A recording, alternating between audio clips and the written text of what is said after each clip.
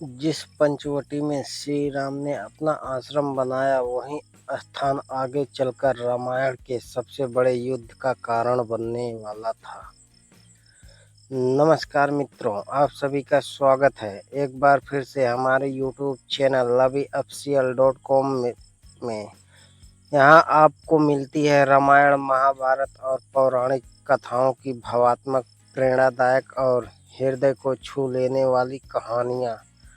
तो वीडियो को लाइक करें, चैनल को सब्सक्राइब करें और चलिए प्रवेश करते हैं रामायण के अरण्यकांड के एक अत्यंत सुंदर प्रसंग में। दंडकारण्य के विशाल और रहस्यमयी वनों को पार करते हुए भगवान श्री राम, माता सीता और लक्ष्मण आगे बढ़ रहे थे। वन का वातावरण अत्यंत शांत था। ऊंचे ऊंचे वृक्ष आकाश को छूते प्रतीत होते थे। पक्षियों का मधुर कलरव वातावरण को और भी पवित्र बना रहा था। चलते चलते अचानक उनकी दृष्टि आकाश में मंडराते एक विशालकाय गिद्ध पर पड़ी। उसका शरीर पर्वत के समान विशाल और नेत्र अग्नि के समान चमकदार थे। लक्ष्मण ने तुरंत अपना धनुष उठा लिया। उन्हें लगा कि यह कोई मायावी राक्षस है। वे कठोर स्वर में बोले, तू कौन है? अपना परिचय दे। तभी वह गिद्ध अत्यंत मधुर और विनम्र स्वर में बोला, वत्स, भय मत करो, मैं तुम्हारा शत्रु नहीं हूँ। मैं तुम्हारे पिता महाराज दशरथ का प्रिय मित्र हूँ। मेरा नाम जटायु है। यह सुनते ही श्री राम के नेत्र आश्चर्य और प्रसन्नता से चमक उठे। जटायु आगे बोला, मैं अरुण का पुत्र हूँ। वृद्ध अवश्य हो गया हूँ, परंतु अभी भी मेरी भुजाओं में इतनी शक्ति है कि मैं आपकी रक्षा कर सकूं। यदि आप अनुमति दे तो मैं आपके साथ रहकर आपकी सेवा करना चाहता हूँ। श्री राम ने प्रेम पूर्वक जटायु को गले लगाया। उनकी आंखों में पिता दशरथ की स्मृतियां तैर उठी। वे बोले, तात जटायु, आज आपको देखकर ऐसा प्रतीत हो रहा है मानो हमें पिता का स्नेह प्राप्त हो गया हो। जटायु भावुक हो उठा। उसने प्रणाम करके कहा, प्रभु, अब यह वृद्ध जीवन आपके चरणों की सेवा में ही सार्थक होगा। वन में श्री राम को मिला एक ऐसा मित्र जिसने आगे चलकर माता सीता की रक्षा के लिए अपने प्राण न्यौछावर कर दिए। कुछ दूरी आगे बढ़ने के पश्चात वे पंचवटी पहुंचे। पंचवटी वह स्थान मानो स्वयं प्रकृति की गोद था। सामने पवित्र गोदावरी नदी बह रही थी। उसका निर्मल जल सूर्य की किरणों में सोने की भांति चमक रहा था।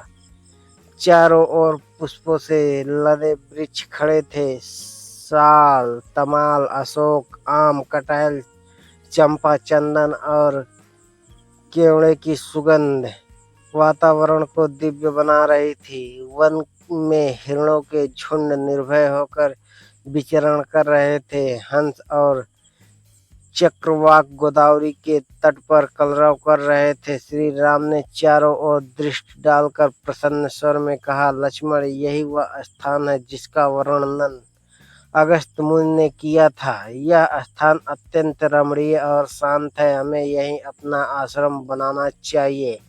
लक्ष्मण ने तुरंत कार्य आरंभ कर दिया।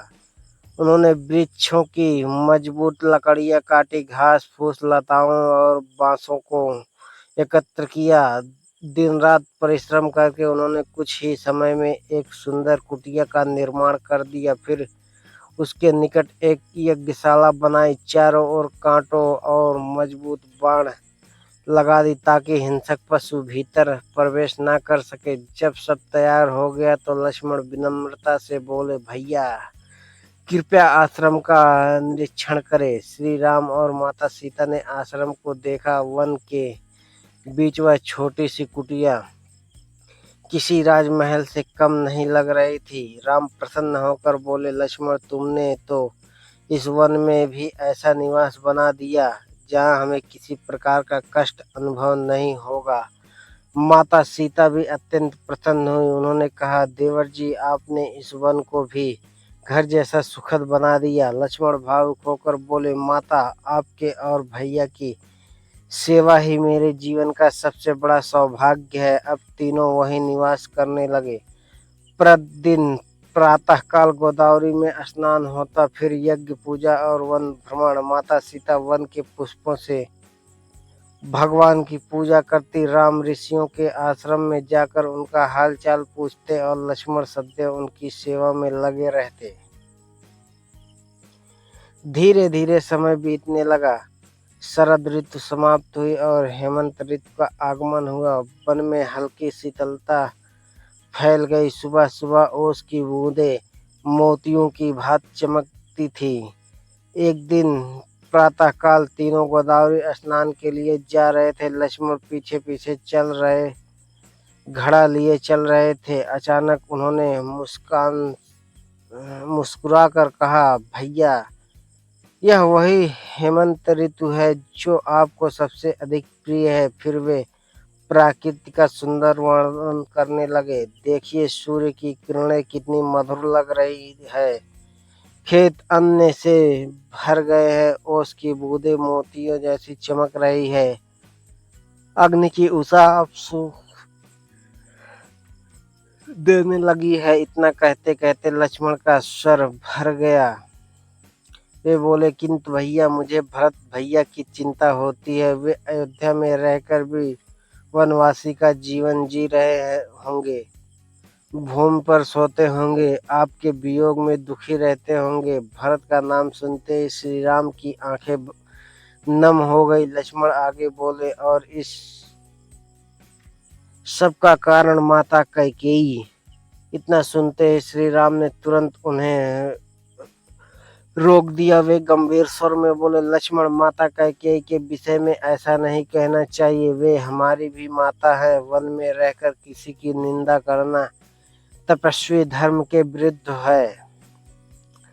लक्ष्मण लज्जित हो गए। राम आगे बोले, हमें भरत के प्रेम और त्याग को समर्पण रखना चाहिए। मुझे पूर्ण विश्वास है कि 14 वर्ष पश्चात हम सब पुनः प्रेम पूर्वक मिलेंगे। यह कहते हुए श्री राम की आंखें भर आई। तीनों गोदावरी में स्नान करके वापस आश्रम लौट आए, किंतु उन्हें क्या पता था कि यही पंचवटी शीघ्र ही एक ऐसे भयानक संकट का केंद्र बनने वाली है जो संपूर्ण रामायण की दिशा बदल देगा। पंचवटी की शांति अब टूटने वाली थी, क्योंकि आगे भाग में प्रवेश होगा ऐसी राक्षसी का, जिसके कारण सीता हरण और लंका युद्ध की शुरुआत होगी। सच्ची सेवा सबसे बड़ा धर्म है।